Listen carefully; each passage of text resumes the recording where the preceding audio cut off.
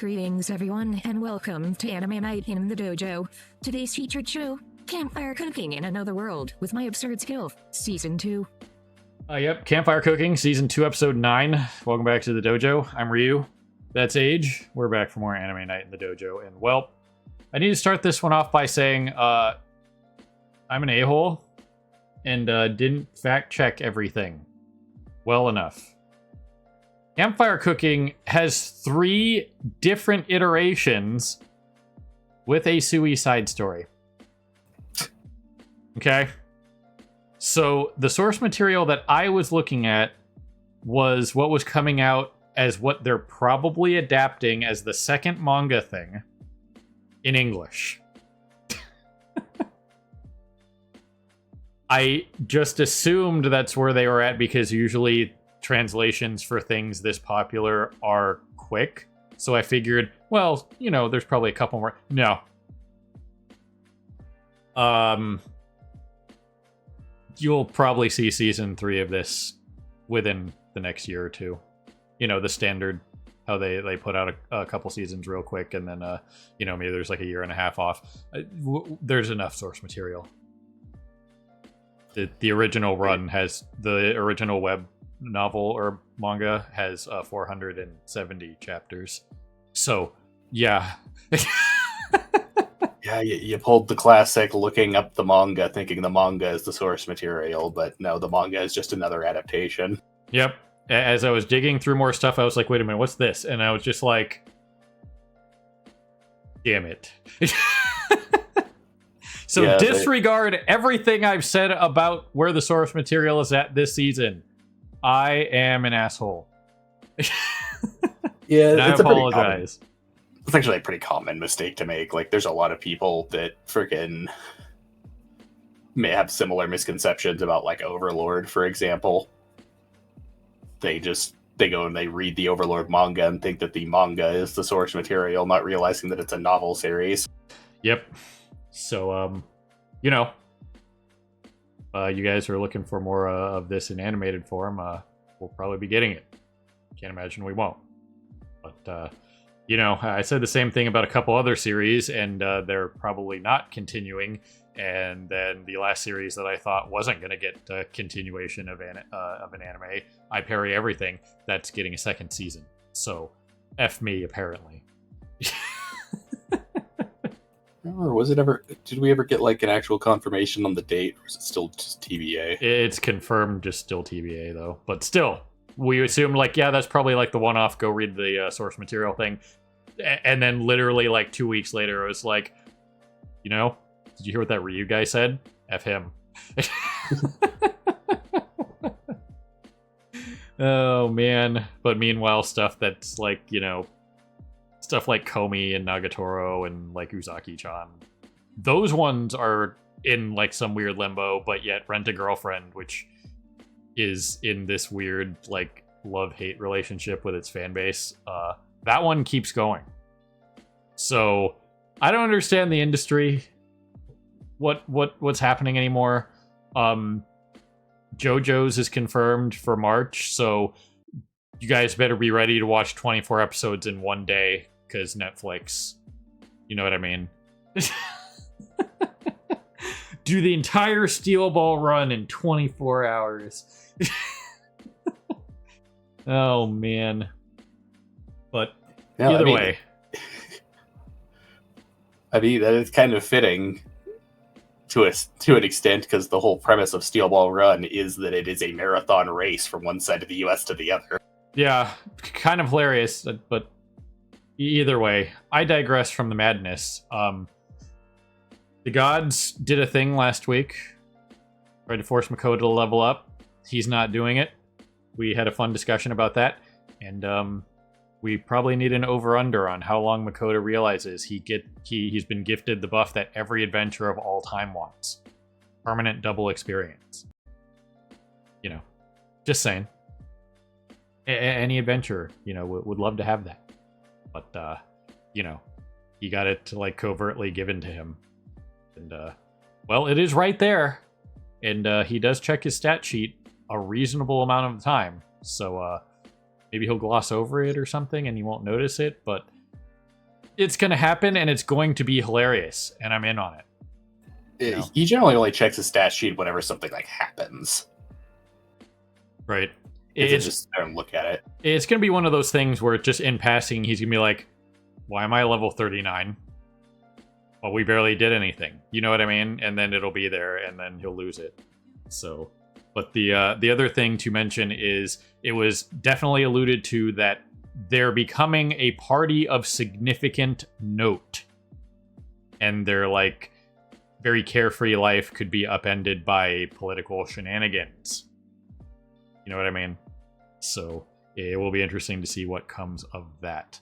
But at the very least, I believe we'll probably be getting out of Dolan this episode because of just, you know, we need to get to the sea before the end of the season. Yeah. So that being said, let's push some buttons and get going here. So people on Patreon, we'll see you on the other side of the edit for the timer reaction, and people on YouTube for the discussion and review. So if you're looking for the opposite of what you're currently watching, wherever you're watching, it's in its respective place on Patreon or YouTube. So you guys know how to use the internet. Push some buttons, do some things, acquire content. Yeah. So here goes something. Well, alrighty then. There you guys have it. Another solid episode. We have more mithril plateware and kitchen equipment and or accessories, which I mean, a mithril nozzle. Yeah, a mithril nozzle. I mean, Venture Brothers didn't have mithril nozzle, so if this one starts talking, though, we probably should get out. Do not listen to the nozzle. Exactly, but something Age and I were talking about in this scene right here is with the advent of them like bringing up the whole like guild like transfer stuff, like how what's her name, like Bianca showed up in Dolan. The blonde here looks vaguely similar to the blonde from the first town. You know what I mean? So yeah, the one who was like friends with Bianca and who had like the pen pal skits and stuff with. Yeah. So she might have transferred here, and we might get hilarity next episode relating to her realizing that Makota's here. Right. So it might not be her. She'd just be another random blonde woman. But you know, they've already established that some of these characters move around just based on various things. So yeah, we've already established that the guild receptionists apparently have a high turnover rate, and so like established receptionists do have to travel around a bit to fill positions. Right. So we have that. That's something to just kind of look for. Did this guy unnerve anybody else with how just soft-spokenly monotone he was? It was an impressive read. Don't get me wrong. But yeah, I was uncomfortable. you realize you run into characters like this, and it's just like, are we sure that this guy is not some kind of serial killer that just like keeps people's left hands only and like mounts them on the wall? I hate to stereotype, but you guys know what I'm talking about, right? He's just a totally normal guy trying to live an average everyday life. Totally. Yeah, I don't know. I just it's one of those tropes. But we had the whole thing with like freaking Makota being just like accosted by the guards again and stuff like that. But the one thing about like the fact that now he's A rank is the fact that he can. It's not like weird. You know what I mean? It's just like, oh, he's A rank, so this makes sense, as opposed to who is this guy who doesn't have a guild card with, you know, this stuff. You know what I mean? Or yeah, even when he was C rank, it was like, how does a C rank have this? Yeah, like being an A rank adventurer now, he basically has a free ticket to go wherever the hell he feels like and do whatever he feels like. He's second only to the S ranks, who are like legendary heroes. Right. So while he's trying to be as inconspicuous as possible, this does help with that, because now it'll be like, oh yeah, he's A rank, as opposed to, well, how the heck is this guy not ranked, or is such a low rank? This doesn't make sense. What's going on here? I want to look into this, as opposed to, oh, he's A rank, yeah, whatever. Yeah, A ranks aren't super common or anything, but freaking, it's still the kind of thing of just like, oh, you expect that out of an A rank, whereas it's a lot more suspicious and eyebrow raising if he was lower rank. Right. It's always kind of interesting to see like guards like this, where it's just like, if a guy like Makoto is walking up with even like something as legendary as Felindora-chan or whatever, if they were gonna attack, they wouldn't be casually strolling up to you. You know what I mean? Yeah. So it's just that's gonna be one of those things, unless they're like playing that like hyper villain role of like, watch me totally walk up to these 3 guards and then RKO them for my TikTok channel. You know what I mean? The last thing we need in this world is more nuisance streamers, and you know, them having legendary familiars would be terrible. So let's not bring that into other worlds for just the sake of everybody. Thanks. But hey, at least they're getting banned off Twitch now, so at least that's something. But I digress. Again, another solid episode. We got the Guildmaster of this town, who is voiced by the same guy who does Hakuro, the samurai Oni from Slime, which there was another Slime reference at the end. Yeah. I mean, since we're talking about it, I'll just go there now. But it's the thing here is this right here is just what Rimuru wore in season 3 during the coronation of Tempest becoming an actual nation, and he even had a mustache. So that's hilarious. And I mean, at this point, with the fact that they've announced that the final season of Slime is going to be 5 cores and 60-ish episodes and go out in legendary fashion, I would assume that every Slime going forward, it's going to be like reference to Rimuru somehow at some point with stuff like this. You know what I mean? It's like the Goku Super Saiyan thing with like a golden aura. If there's a Slime, there's going to be some sort of reference to Rimuru. And this is kind of the easiest way to do it, is this. The mustache that he busts out every once in a while, the just like the crown and stuff that Shuna made him wear and whatnot. So hilarious. You gotta shout out to the legends, right? And Hughes has pretty much achieved that, because you know, he has the main series, the side series, which I do hope we get more of, and then the gacha game, which has a lot of relevant information for anybody interested in Slime. Even if you're not into gacha games, you can play it for free, obviously, but to do the story stuff, you don't really have to try very hard. So if you're interested in like extra stuff from Fuse for Slime, that's there, and it has a lot of relevant information, like the Momoji and Albus rivalry that continues off-screen, and it's madness, and Benimaru just dies constantly. So, either way, you gotta love stuff like this. It's a lot of people look at this and go, yeah, that's pretty funny, I get it, it's like an Emperor Slime, right? Well, as a major fan of Slime, the series, this is 100% a reference to Rimuru. This is not just a generic Emperor Slime motif. This is literally like shot for shot what he wears. So, gotta love everything about that. The connection with the the VA. I can imagine there's a reasonable chance that the Japanese VA for Hakuro might have done this Guildmaster, but it is just one of those things where you recognize the VAs and stuff like that. So, well, it's a distinct possibility. At the very least, for the English dub, it's Hakuro. So there's a double Tensura connection for this. So that's pretty hilarious for at least the English stuff. So who knows? Maybe there's a bunch of the Slime cast in the Japanese version of this. So who knows? But either way, again, another solid episode for what it was. They they rented a house. And well, it certainly was a house, but any house with 10 to 13 rooms is not going to be your average Hank Hill Ranch house. Yeah. Okay? It's going to be something like this. I was just looking it up real fast to see,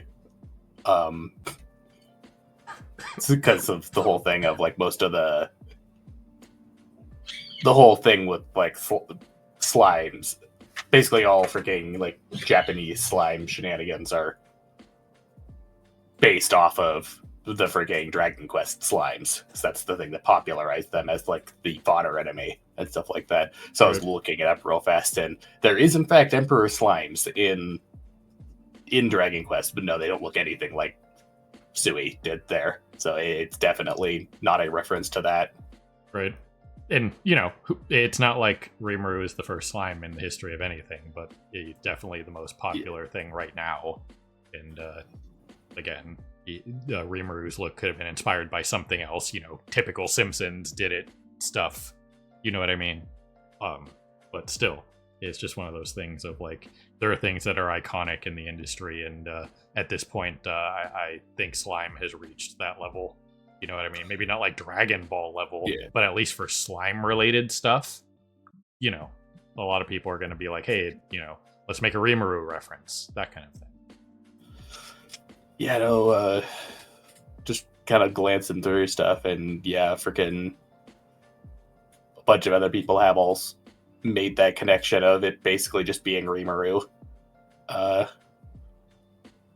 And while there are a bunch of different types of royal slimes in like Dragon Quest and several other big JRPGs, well, some of them have a kind of similar crown. None of them ever do the crown and the cape. And the mustache.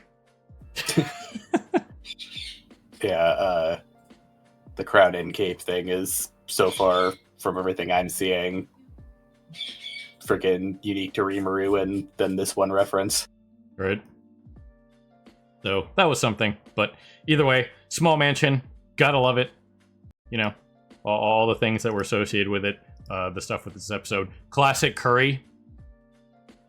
You can't do a cooking anime without doing curry. That's impossible.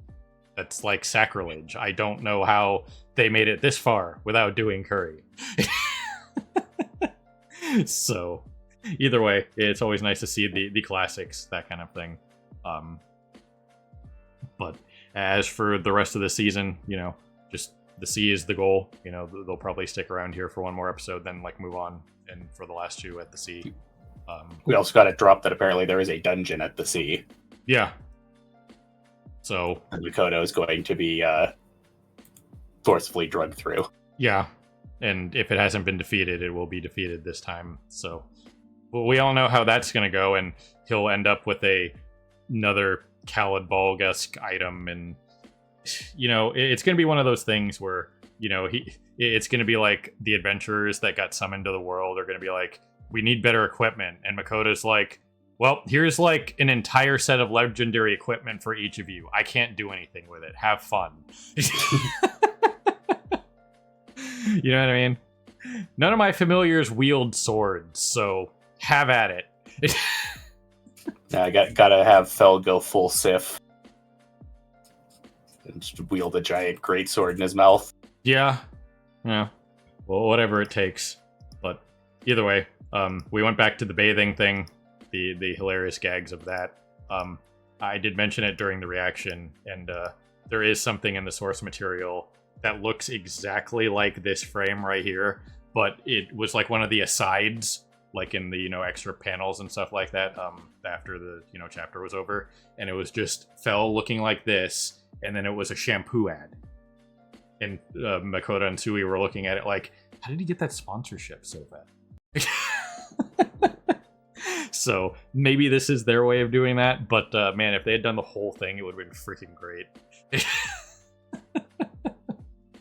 But yeah. Oh no, he's hot. Exactly, you know, so. Speaking of that, random aside, apparently some guy commissioned a handsome Squidward statue to be crafted, and then he dropped it into the Mediterranean in hopes that people, archaeologists in the future, find it and will just be weirded out. So, yeah. A couple thousand years from now, if this YouTube video survives that long, if any of you found that, then sorry for bursting your bubble, but it was just a troll. Handsome Squidward is now canon. Yep, handsome Squidward is now canon. So, either way, again, we got to see Makoto dual wielding some herbicide. That was funny. And Sui did his thing. Fast acting herbicide. I mentioned that I recently had to use herbicide for some poison oak, and it took 3 days. Makoto's took 3 seconds. I want some of his herbicide. Okay. I need that poison oak to not murder me. So having to not be able to like get our hillside wet via anything for 3 days for this thing to function, because just California things, that was savage. But luckily we got no fog for 3 days, so we won. But it's already coming back, so I could really use whatever this was. An online grocery store has this kind of herbicide. Sign me up. So, either way, this led to the kind of thing that I was talking about with Makoto checking his stats there at the end, and already, you know, you got 10 whole levels of killing a few plants. Yep. Well, he did kill the biggest one there, which is probably obviously going to be the most experienced. Sui did most of the work, obviously, you know, but still, it's like he got 10 levels for yard work. But the Hagen has been found out. And like I said, maybe you should send him some of that Hot Ones whiskey and we can make an episode of it. So, either way. He claims he is going to give the gods an earful next time. I mean, they're watching. You know? They're always watching. What's that Angels in the Outfield quote? There's one for you. There's a poll. Maybe Danny Glover will show up and he'll be one of the gods. Yeah, to be fair though, Makoto so far isn't really aware just how much they are watching. Right. Which, I mean, they could have gone full psycho in Dan to Dan, where, you know, freaking, what's his name, ends up completely naked, and her first response is, "Hey, nice dong." Well, once again, they have watched him in the bath, because it's nothing they haven't seen before. Which, I mean, they're not wrong. So, I mean, that's one thing that you have to be aware of. The gods are always watching, and, you know, that includes in the bath, among other places. So, either way, again, it was another solid episode. We got to see a bunch of interesting stuff going on. The slime connection was hilarious. Gotta appreciate that. And we got to use the bag. How about that? We're using the bag. So, still no signs of the ring, though. Right. Which, thinking about that a little bit more, it's like, ever since he got the blessings, his mana problem hasn't been a problem anymore.